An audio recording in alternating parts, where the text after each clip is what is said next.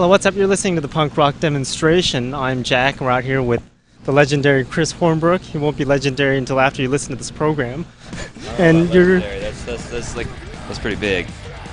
I don't know about that. that's why he's going to become legendary after he listens to the program. So anyways, you're drumming for Senses Fail, and actually we just played the song by one of your bands, by Poison the Well, called Cinema, and you're playing a lot of other different bands other than Senses Fail. And which other bands? So I'm playing in Senses Fail now.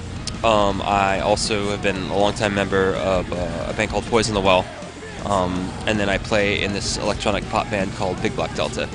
Because those are the three that I'm kind of rotating around now, and I work with other bands like Trash Talk, Sleigh Bells.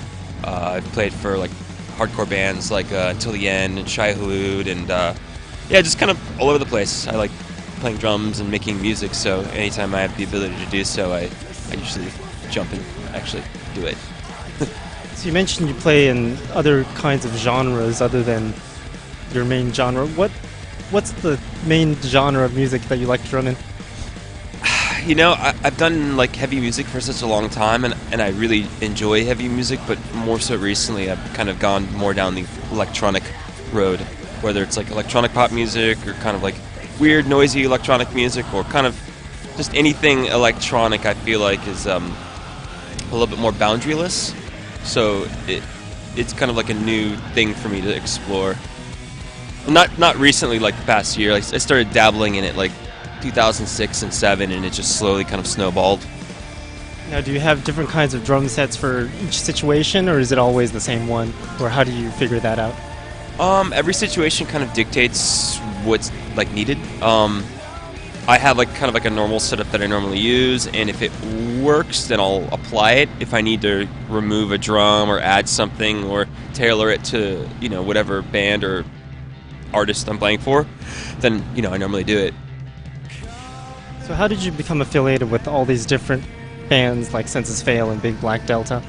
Well, Senses Fail, I had worked with the bass player at a prior job, and when their old drummer Dan quit, my name was brought up, and the singer Buddy, who kind of runs the ship, was interested in having me, so it hit me up, and it worked out schedule-wise, and yeah, it's been cool. I've been working with those dudes for like the past year and a half, and just been making a record and touring and touring and touring. Sounds like fun. Yeah. Any interesting stories while you've been on tour? Nothing too crazy. I mean, it's always like, with these guys, everything's always kind of like a joke, which I like. So there's just so many instances where it's just too hard to remember, to be honest. Sounds like fun times. So right now you're playing with Senses Fail tonight. Do you usually play with other bands at the same time, or is it one project at a time? I juggle as much as I can. Senses Fail's occupied a majority of my time, but a month ago I played a show with Big Black Delta in LA, and it was super cool. And then earlier in the year, like I played a show with Poison the Well in New York, and then we did a festival in Jersey. So I just juggle as much as I can and try to make everything work. But sometimes it's not feasible. So you figure it out and you kind of go with that, So where are you from originally? I'm originally from Fort Lauderdale, Florida. And now you're in California? Yeah. Enjoying the lovely sunny weather that we don't have? Yeah, I mean, it's great. Even when it's not sunny, it's really great, just because Florida's such an awful place. And I say that like with the utmost respect, and like I love Florida. But it's it's like a love-hate relationship. But yeah, I've been in California for about 5.5 years now, and it's a really incredible place, and I enjoy the.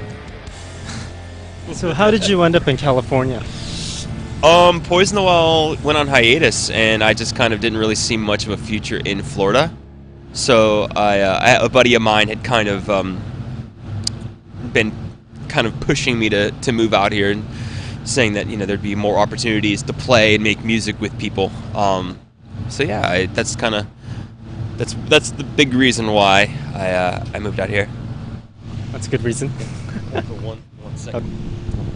So we talked about your drumming for all these different bands and whatever, but we never talked about what kind of music that you're into. So what kind of music are you into? I'm into a lot of different stuff. I grew up with like rock and then from rock it transitioned to punk, and then punk it transitioned into hardcore, and then from hardcore it transitioned kind of back into rock, and then into electronic music, and then everything. So I like to listen to everything. I'm a big song guy. I love songs. I love pop songs, even if they're the most simple or like the most complicated put together pieces of music. I'm just really into it, you know. But yeah, that's generally what I'm into. So how did you get into drumming and everything? Is that gonna? It should be a problem. Okay. Okay. Cool. My dad's a bass player, and I kind of grew up with it in my household. And I think at age 12, there was a guy in my neighborhood that was selling like a really shitty drum set, and yeah, I just begged my parents, and they shelled out $200 and bought it for me, and I punished them quite a bit with my loud, obnoxious playing. I wonder if the trumpet would be worse. Actually, you know what? I rented a cornet, which is a very similar instrument to a trumpet. Never really learned how to play, but I can guarantee you that like when you blow into it, you kind of have to do this like, and it makes this, yeah, like you vibrate your lips, and it's just this really loud, obnoxious sound. And I'm sure that, you know, they're like doing shit, and, like they hear this obnoxious sound come from the house, you know, other end of the house, and like can't wait to return it, you know, like can't wait till this rental's over and turn this fucking cornet that he's never gonna play that sounds awful. So what's your favorite thing to do on drums, or any songs that you like to play in particular? Oh man, I like jamming with people. That's ultimately what I'm into. I mean, songs I can find. No matter like what I play song wise, I can always find something I really enjoy about it. Even if I don't really like the song too much, I can sit down and have fun and play. But ultimately, I just like creating and like jamming and like sussing out ideas and kind of getting that going. You know what I mean? Okay. Well, let's take a listen to a song by one of your bands. You've got the song by Poison the Well. It's called Antarctica Inside Me. Did you have any part in making that song happen? Excuse me? Did you have any part in making that song happen? Yeah. I definitely I helped with orchestrating it and arranging it and coming up with my drumming end of it. And it's actually one of my favorite songs off that particular that record. So, still listening to the punk rock demonstration. We're out here with Chris Hornbrook, the drummer for that band. So you're endorsed by a couple drumming companies. How did you become affiliated with that? Well, the main company that I use is a company actually out of San Pedro. It's called Q Drum Co. The guy that owns it is a longtime buddy of mine that used to work for this company called Orange County Drum, which was, funnily enough, out of Santa Ana as well. And it was very, very big, like in the late 90s up until the mid to late 2000s. He was a builder there for a long time, and he left to go on tour, and he's like worked for bands like Queens of the Stone Age and like Nine Inch Nails and a bunch of great bands. He's actually on tour right now with Muse, teching for them. But yeah, he started a company building really cool, like kind of boutique-y drums, and him and I kind of share a very similar idea of sound and aesthetic for the kit. So it was kind of a no-brainer when it was time for me to kind of make the move to a different company that, you know, I go and work with him because I had such a long-standing relationship and are very, like I said, very similar ideas in terms of drums and, you know, all that sort of stuff. Now, did they find you or did you find them? I mean, it was kind of mutual. We had always been buddies, and, you know, when he was working on stuff, he would let me know, and, you know, I'd go to his shop, and it just was kind of like a natural, like, sort of like merger, like, hey, I'm going on tour, can I use something? And, you know, he's like, yeah, that'd be great, and, you know. Sort of became like, let's share kind of a deal? Yeah, it was very, very mutual, very mutual. Very cool. So how did you become the drummer for Census Fail? Well, originally, I was friends with their old drummer, Dan, and he quit. And I remember when he quit, I didn't really know anybody else in the band, and he was telling me that, you know, it was time for him to move on. And then maybe about 2 or 3 months later, I just got a call out of the blue from their bass player, this guy named Gavin Caswell, who is a good dude, great bass player, and he asked me if I would be interested in working with the band. What year was this?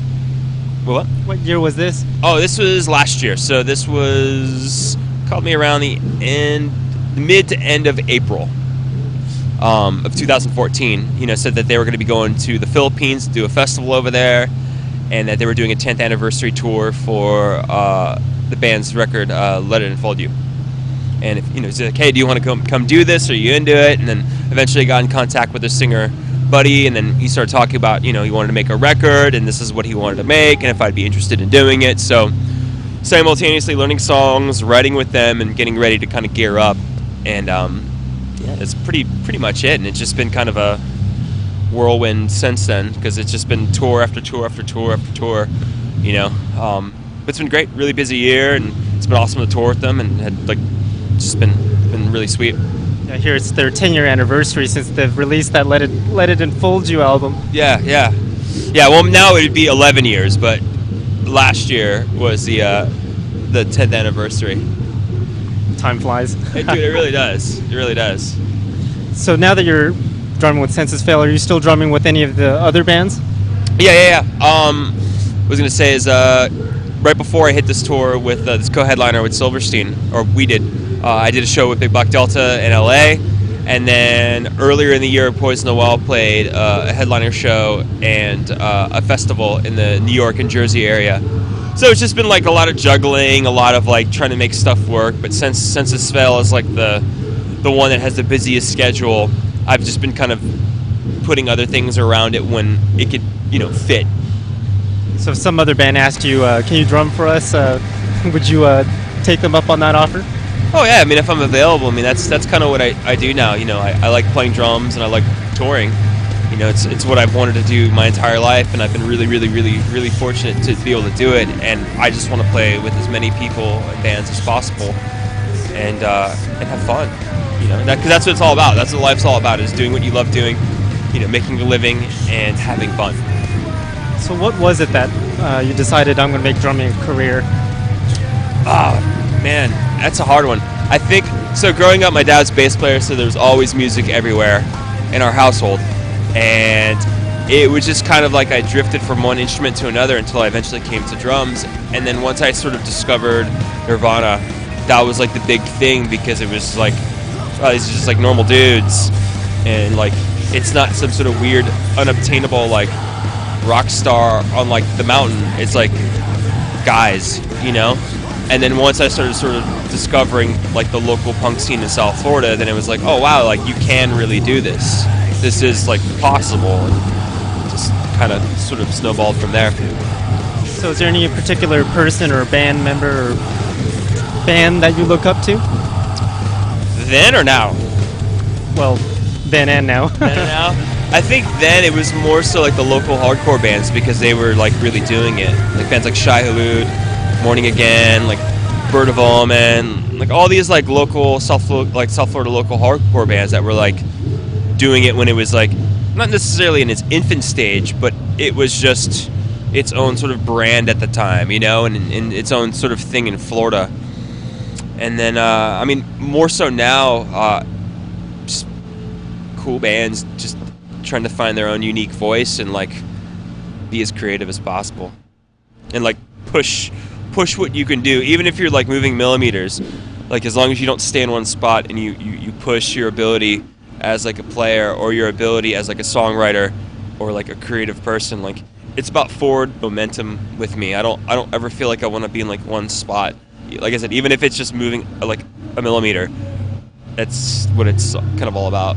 So right now it's just whatever creativity is out there, not really focused on one particular band.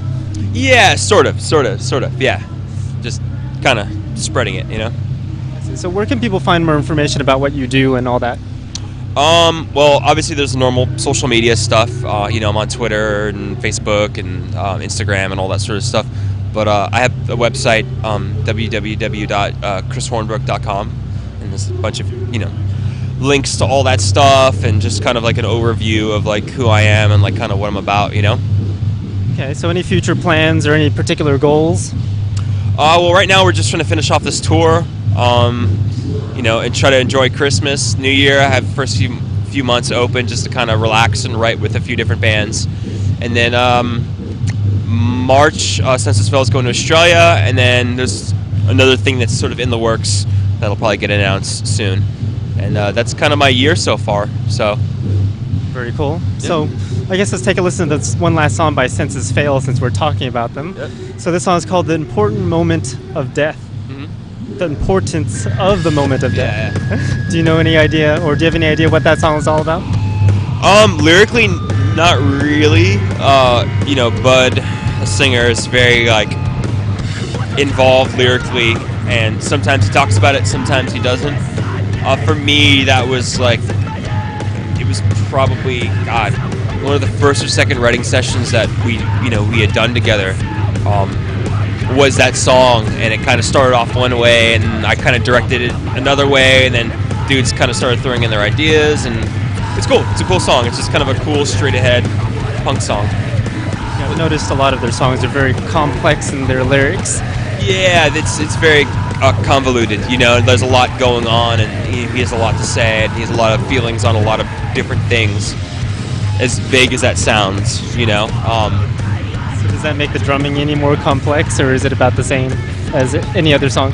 I wouldn't necessarily say it's complex for the sake of being complex. It's just, I guess, what it is. Whatever a riff or an idea calls for is what I try to give, Yeah, I guess there are some songs where the song is super complex and they've got a simple beat to it, and it just makes it much more interesting. Totally. Sometimes you need to kind of go the opposite way. If a riff is really complicated, then the drum groove or pattern, be very simple, or vice versa, or locking together in unison to sort of be two completely complex things or two simplistic things. It just depends, where the song's going and what you kind of hear in your brain and where you think it should go. Yeah, the most creative ones are the ones that are the most unexpected. I agree. I like the non-obvious. I feel like if a song's going in a very obvious manner, I'm always the voice of hey, let's take it this direction. But that doesn't necessarily mean that it'll go that direction. Because sometimes people are hey man, that's what I hear. So what are we gonna do, Very cool. So let's take a listen to the song. It's called The Importance of the Moment of Death by Census Fail. We've been talking with Chris Hornbrook out here in Santa Ana, California. You can check out my website at punkrockdemo.com, and you can check out Chris Hornbrook's website at chrishornbrook.com. Yep. So here's Census Fail. Thanks for listening.